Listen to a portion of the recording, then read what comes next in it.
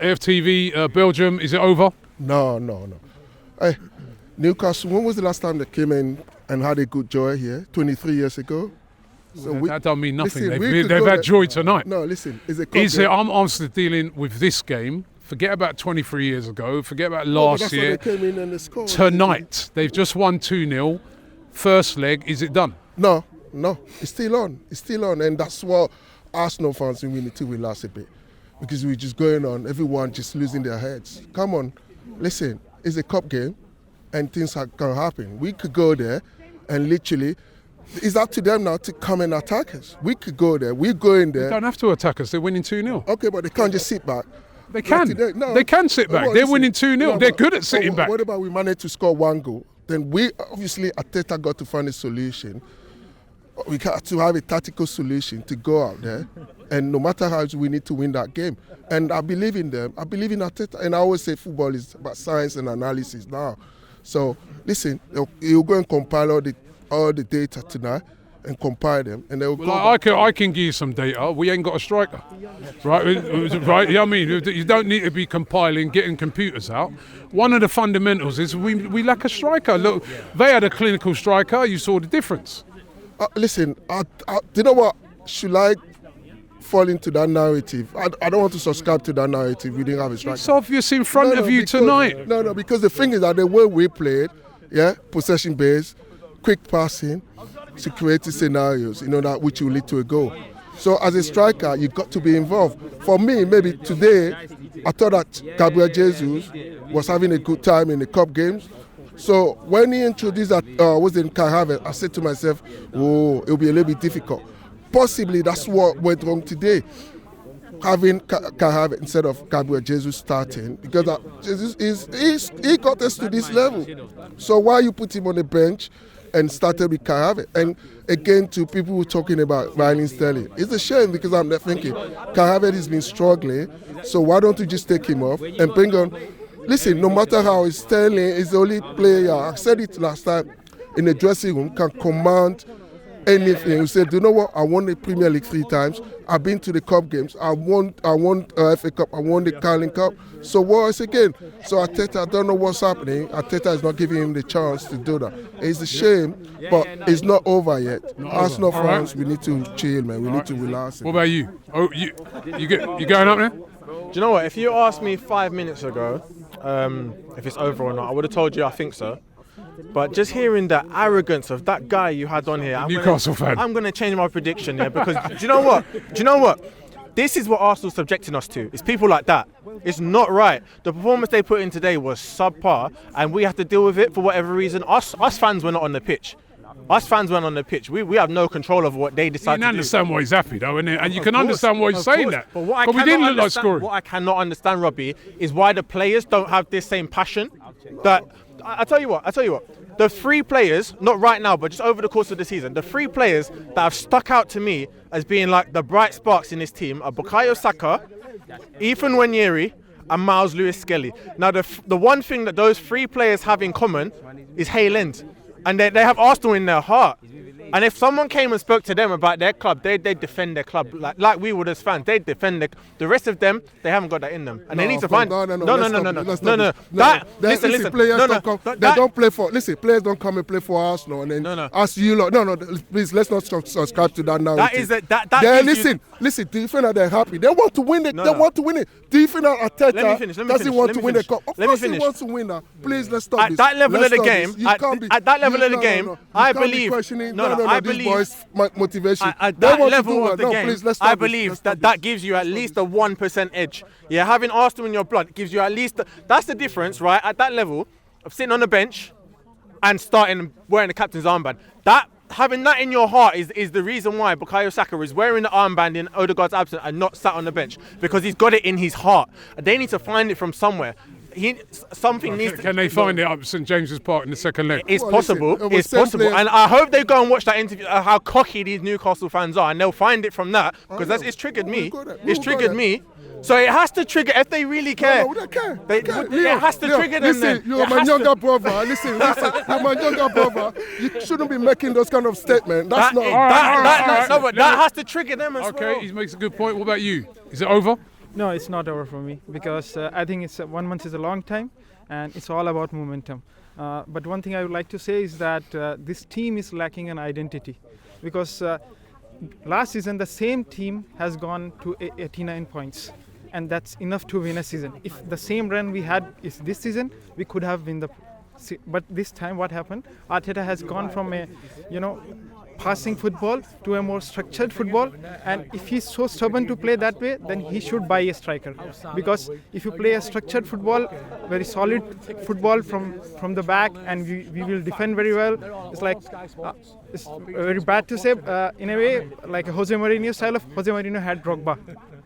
Arsenal doesn't have such striker here. So you think he's got to get a striker in if this? he wants to play this way, he got to have a striker. Or we can play the same way we played the last season, where goals are coming from every side of the game. So right now the players are lacking an identity because they are confused that what kind of game we are playing. I was at the corner end of this match, and I can see that Havertz trying to cross, but there was no one inside the box. So where he will... Well, he should be in the box. Yeah, he should be in there. Yeah, but I mean, deluded in it. Go ahead. Why have we not gone and got a striker? I mean, or do you think we don't need it? I don't know. Come on, Robbie. We clearly need a striker. Stevie Wonder could see we need a forward. We need a proven goal scorer. I know Arteta wants to have a unique system with his striker dropping deep and pulling to channels, but goals win games.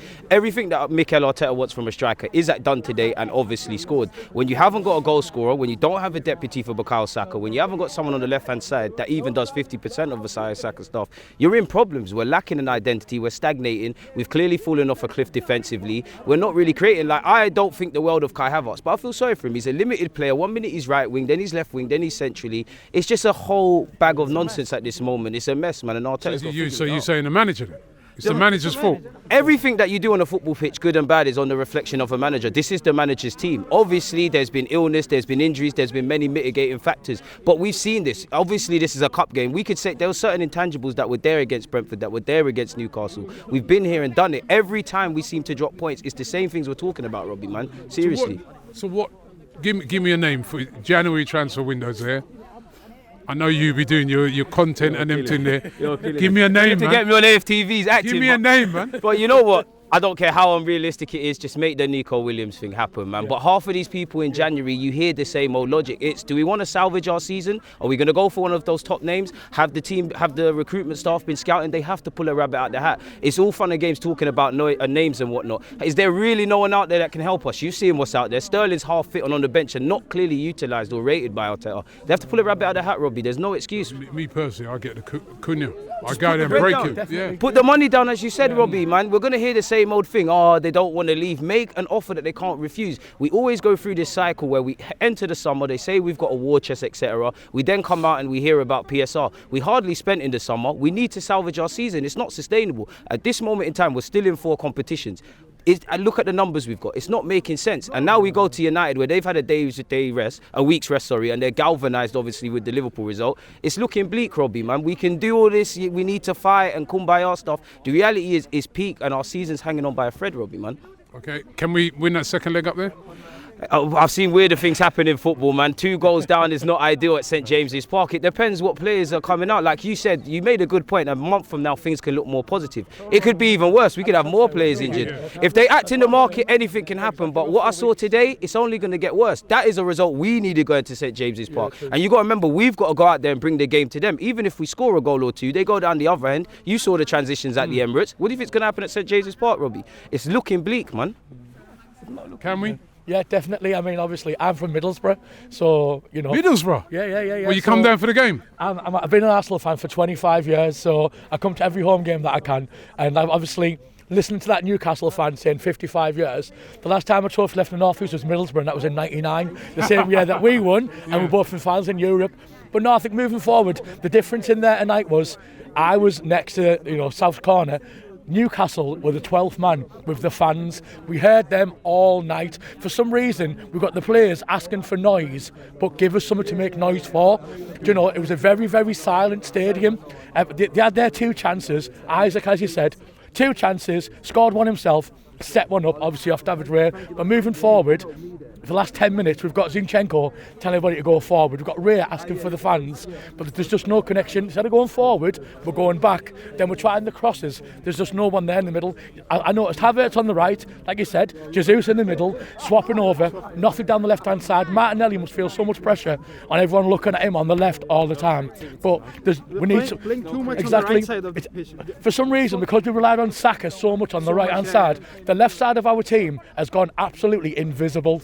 So, you know, it's a case Teams of... absolutely know that we are attacking from the right side more, definitely. and left side flank is too much open. We are not exploiting it. But anyway, you're from up them sides, northeast, So right? I'm from Bury, Any chance we go there, can score first. We go there, score first. Put the pressure on them.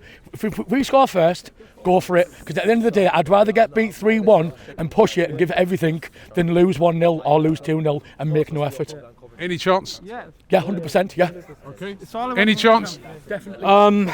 There's a small chance, but I mean, after today, Robbie, I mean, what was that all about? I mean, it was just absolutely just abysmal from start to finish. Newcastle looked like they wanted it more. We looked like we could have played till midnight and not scored a goal. You know, just dancing around backwards, sideways. FC once again, really, really, really poor. Obviously, Milan versus Liverpool in 05. Miracles can happen in football. We go 1-0 up in 3 or 4 minutes. You never know what could happen.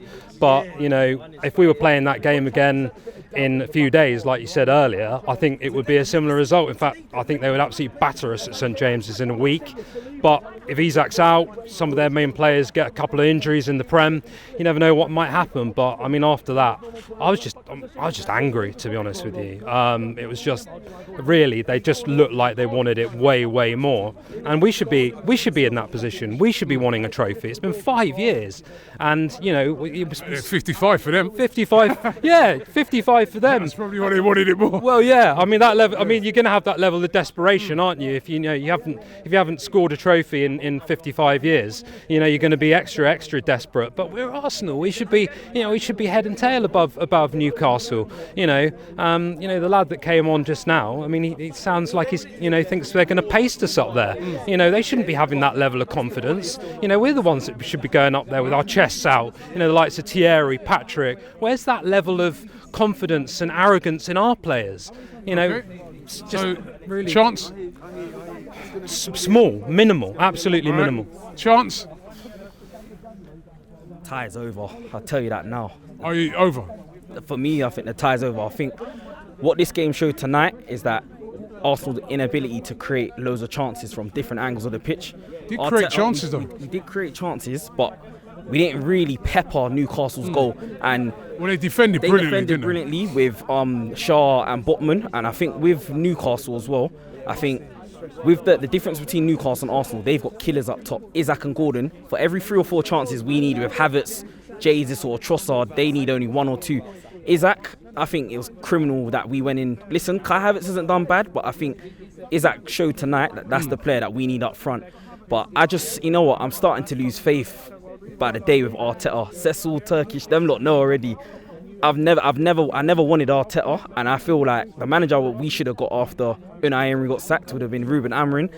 Eddie Howe tactically outmastered Arteta for me, and can I see Arsenal pegging it back like how the guy before me just said? If we could score early in St James's Park and maybe peg them back. Listen, we've seen mad comebacks in the Carabao Cup, FA Cup, but it's just a case of the mentality. That's the problem that I feel with Arsenal. It's the mentality issue. Do we believe? I'm starting to feel like do some of those players even believe in Mikel Arteta anymore, Robbie? Like sometimes we've had him for 5 years. Hold on. We've had him for 5 years. How many now, games but we lost there this season? But hear me out. This No, how many games we lost there? But at the moment. But you just said, have they lost faith in him? No, but hear me out. Well, my point of what I'm going to say, why I think they might have lost faith in him. It gets to a point where we've had Arteta for 5 years. Sometimes you get sick and tired of hearing the same voice. And it's getting to the point where I think to myself, do they now believe in Arteta's tactics compared to 2 seasons ago? We were very fast and energetic. We were blowing teams away last season. And I feel like the way how we're setting up compared to 2 seasons ago, we're a lot more defensive and pragmatic right now. And when plan A doesn't work with Arteta, what's your plan B? What's your plan C? And for me, I pray we beat United on Sunday, but we're 2 weeks away from our season falling apart.